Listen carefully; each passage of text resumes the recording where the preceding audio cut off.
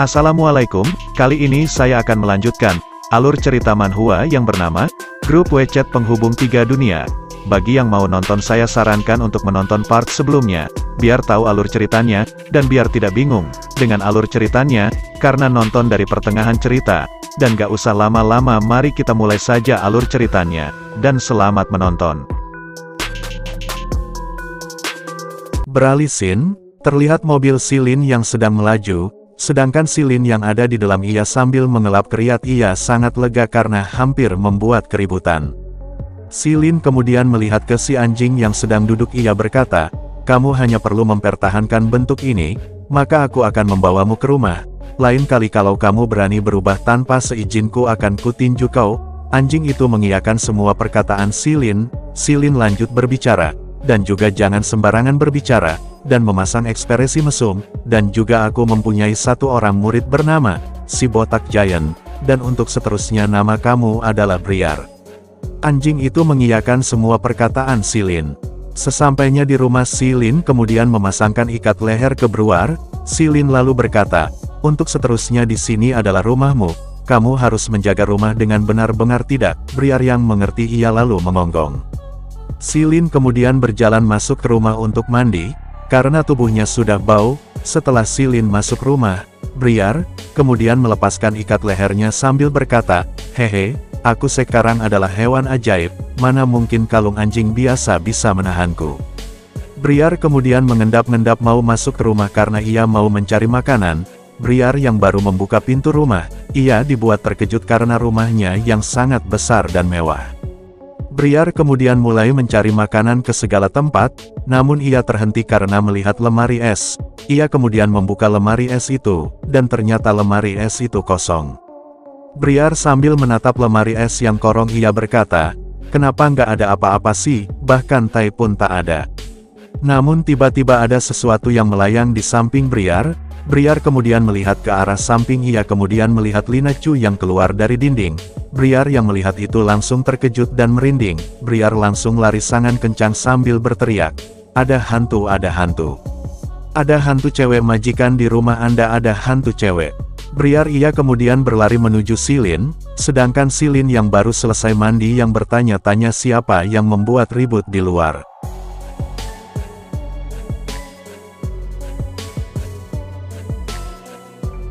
Silin yang melihat Briar yang ada di dalam rumah. Silin menanyakan, bagaimana bisa Briar masuk, sedangkan Briar ia kemudian memegang kaki Silin sambil berkata, "Majikan." Briar kemudian berubah ke wujud manusianya. Ia berkata, "Di sini ada hantu cewek, aku takut." Sedangkan Silin yang melihat itu Briar yang berubah ke wujud hiu, ia langsung merinding. Silin kemudian langsung menendang muka Briar sambil berteriak, "Sudah aku kasih tahu jangan memasang ekspresi seperti itu. Cepat keluar sana." Beralih scene, terlihat para gadis yang membicarakan seekor anjing yang sangat kater banget, dan pria yang memawanya sangat tampan, dan mereka bertanya-tanya apakah pria itu sudah punya pacar belum. Ternyata yang dibicarakan para cewek-cewek itu adalah Silin dan Briar, yang sedang berjalan-jalan dan mau sambil mencari makanan karena di rumah sudah tidak ada stok makanan lagi. Di perjalanan Briar berkata, "Majikan, aku tadi beneran melihat hantu cewek." Silin menjawab, "Diam, dulu memang ada hantu cewek, tapi sudah pergi, kamu mungkin berhalusinasi." Dari belakang Silin ada yang berkata, "Wah, anjing Yu cute banget, aku suka, Abang Kyo, aku mau anjing itu." Sedangkan Silin yang mendengar itu ia kemudian menoleh ke belakang. Ternyata yang berbicara orang ini, Kyo berkata pada pacarnya, "Hah, anjing biasa kok, kalau kamu memang suka akan kucarikan untukmu." Yang cewek menjawab, "Gak mau, aku hanya mau yang itu saja, kamu beliin untuk aku dong." Kyo kemudian menyetujuinya. Kyo kemudian mendekati Silin lalu berkata, "Bocah, berapa anjing ini aku akan beli." Sedangkan Silin yang mendengar itu hanya terdiam. Silin melihat ke belakang sambil tersenyum berkata, "5 juta, mau?" Kyo yang mendengar itu ia terkejut lalu berkata, "Pap, 5 juta, aku tidak salah dengar bocah, kamu mau ikin aku ketawa ya?" Kyo kemudian mengeluarkan dompetnya sambil berkata, "Ini 10.000 nih untuk kamu, anjing jadi milikku." Sedangkan yang cewek terus merengek untuk dibelikan anjing hiu. Silin kemudian melanjutkan perjalanannya sambil berkata, "Miskin, malas meladeni kamu. Kyo yang mendengar itu ia sangat kesal sambil berkata, apa yang kamu bilang, berhenti kamu beraninya meremehkan Kyo Chao.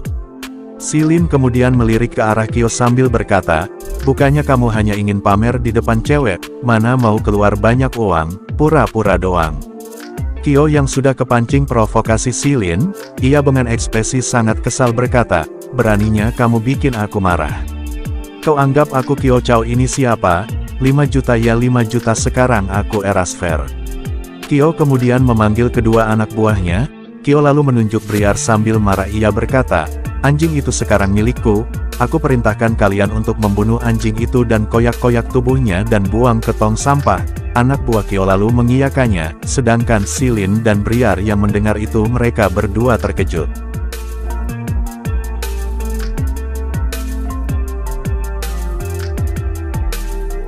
HP Silin berbunyi dan uang 5 juta sudah berhabis diterima. Silin tersenyum sambil berkata gampang banget menghasilkan uang, Abang Kyo sekarang anjing ini menjadi milikmu.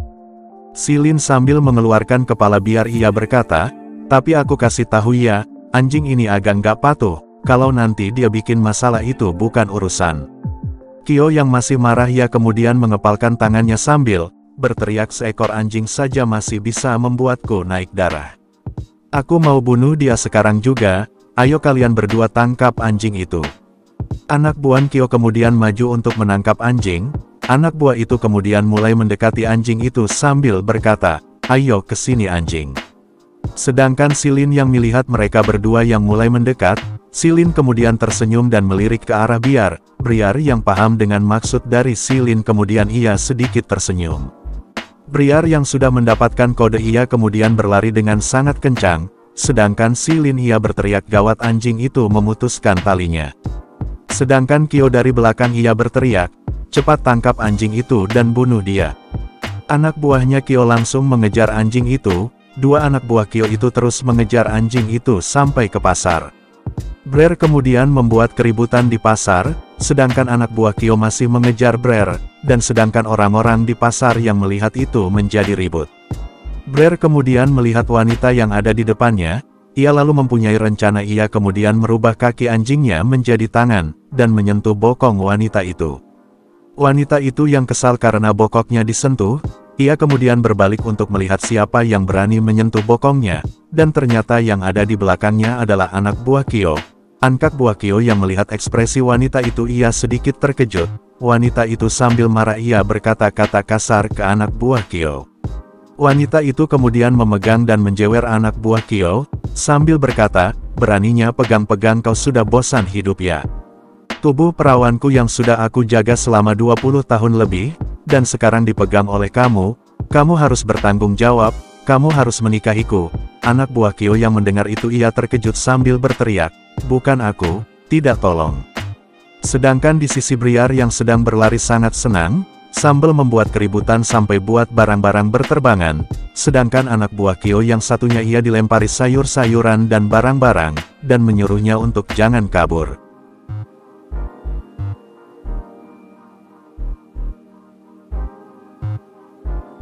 Briar sambil berlari kemudian ia menyenggol keranjang telur, dan membuat telur itu pecah. Pemilik telur yang melihat telurnya banyak yang pecah ia sangat marah.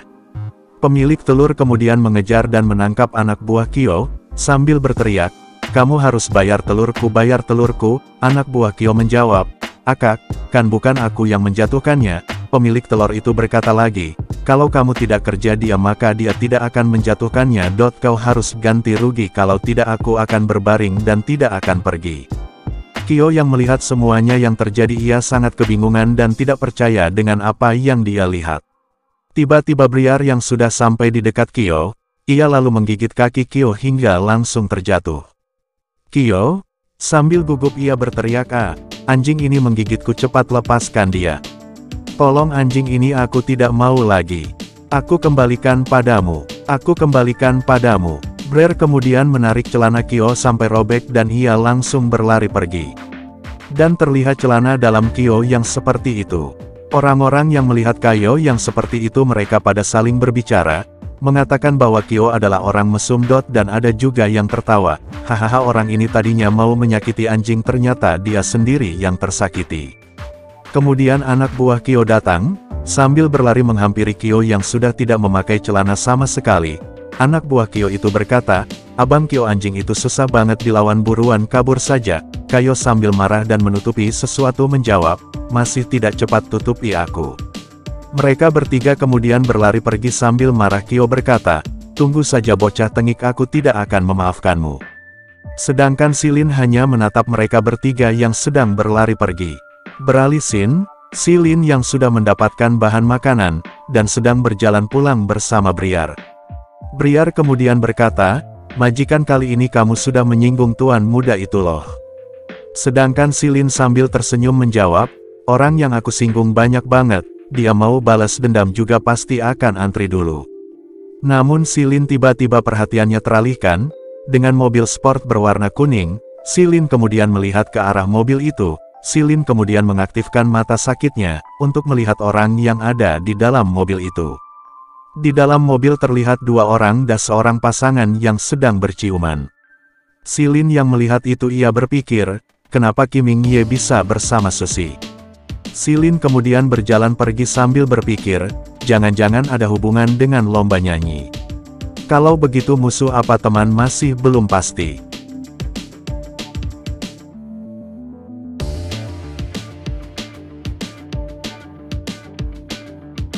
Beralih scene, terlihat Silin yang sedang memasak, dan sambil bermain HP, ia mengirimkan pesan ke Dewa Sakti. "Dewa Sakti, aku sengaja mencari beberapa batang rokok untuk menghormati Anda, sudah aku kirim, tolong diterima." Dewa Sakti membalas, "Bagus-bagus, aku tidak akan merugikanmu, biar aku pikir untuk mau hadiahkan benda apa untukmu." Silin lalu membalas, "Terima kasih Dewa Sakti." Sedangkan di pikiran Silin ia berpikir, hehehe, barang dari Dewa Sakti mana mungkin jelek. Wahahaha. Dewa Sakti mengirimkan sehelai rambut gerak. Dewa Sakti kemudian menjelaskan kegunaan rambut kera. Rambut kera ini kegunaannya banyak, bisa untuk jurus melabuhi mata mengubah menjadi 300 ekor. Kalau gitu aku pergi merokok dulu, nanti baru ngomong lagi. Silin yang menerima itu, ia berpikir, sehelai rambut kera, ngomong-ngomong ini benar adalah rambut kera. Silin sambil memasak ia bergumam, aku mau menggunakan 300 ekor kera untuk apa? Kan buka mau buat sirkus. Dan terlihat Lina Chu yang sedang memata-matai Silin. Lina Chu yang melihat Silin berbicara sendiri, ia berpikir, dia ngomong sendiri pasti ada keanehan, mumpung ada kesempatan coba dekati. Aku sudah yakin, yang bikin aku tidak bisa mendekatinya adalah pisau kayu kecil yang ada di lehernya, namun benda itu hanya dilepas kalau dia mandi. Namun tiba-tiba Lina Chu tersenyum seperti mempunyai rencana. Dan terlihat Silin yang sedang fokus memasak, dan tiba-tiba keran air di rumah Silin lepas dan menyembuhkan air.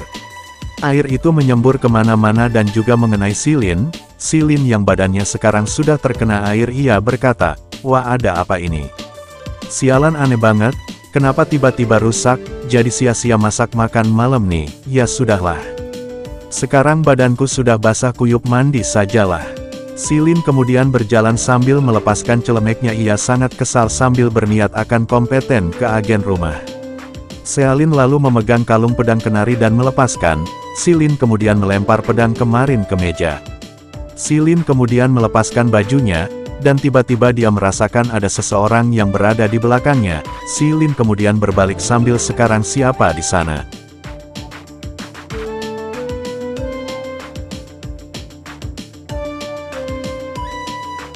Saat Silin sudah melihat ke belakang, ia sangat terkejut. Karena ia melihat Lina Chu. Sedangkan Lina Chu hanya santai melihat Silin. Lina Chu kemudian menatap Silin dengan wajah mengancamnya, ia berkata, aku sudah bilang kan kalau aku akan balik lagi. Lina Chu kemudian meletakkan kakinya di samping kepala Silin. Silin yang melihat itu sangat terkejut dan berkeringat dingin. Lina Chu menatap Silin sambil mengeluarkan aura membunuhnya dan mengeluarkan pisaunya. Silin yang melihat Lina Chu memegang pisau, ia semakin ketakutan. Lina Chu sambil tersenyum puas, ia berkata, sekarang kamu tidak memiliki jimat, kita lihat apa kamu masih bisa melawanku. Sedangkan Silin yang ketakutan sambil menutupi sesuatu, ia berkata, kamu, apa yang mau kamu lakukan? Lina Chu sambil melihat Silin dan tersenyum, ia menjawab, tentu saja, memotong sesuatu yang kamu miliki, kemudian aku akan mencincang kamu. Tapi aku ingin menanyakan beberapa pertanyaan kepadamu, kalau kamu menjawab benar-benar mungkin saja, sedangkan si Lin yang masih gebetan ketakutan menjawab kutanya saja. Aku pasti jawab dengan jujur. Lina Chu kemudian bertanya, kenapa kamu bisa melihatku? Dan juga bisa berkomunikasi denganku emang? Dari lahir memiliki indera keenam, atau belajar suatu ilmu dan juga dari mana jimat itu?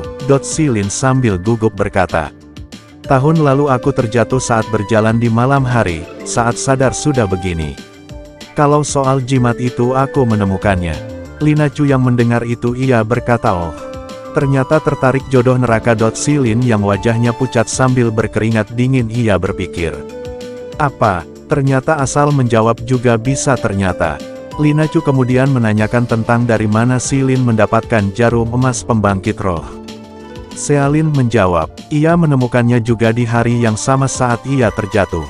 Lina Chu kemudian mendekat ke wajah si Lin sambil berkata, di mana tempatnya itu, di mana kamu memungut benda ajaib itu? Cepat jawab. Si Lin semakin gugup ia menjawab kalau ia lupa tempatnya.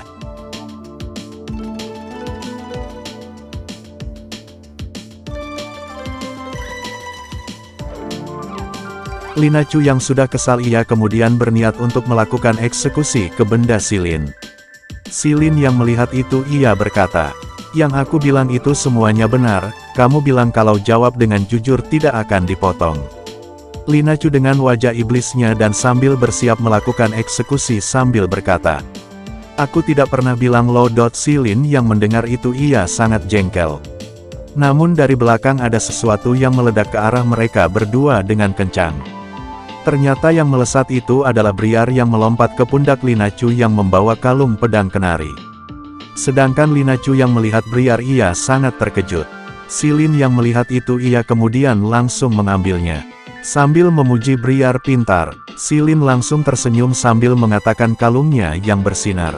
Sedangkan Lina Chu ia langsung menutupi matanya karena tidak kuat melihat sinar dari kalung si Lin. Swalin kemudian menangkap tangan Lina Chu dan langsung mengunci kaki Lina Chu dan mendorong kepala Lina Chu menggunakan tangan si Lin yang satunya.